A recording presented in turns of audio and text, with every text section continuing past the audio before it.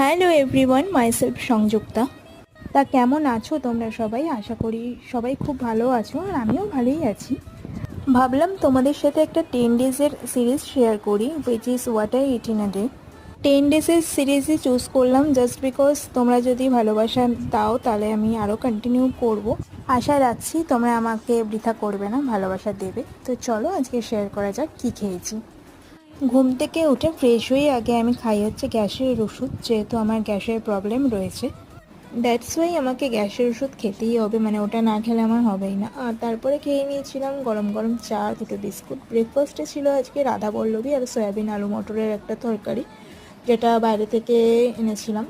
লাঞ্চে আজকে ছিল মাছের ঝোল আর ঝুরঝুরে আলু ভাজা যেটাকে বলা হয়।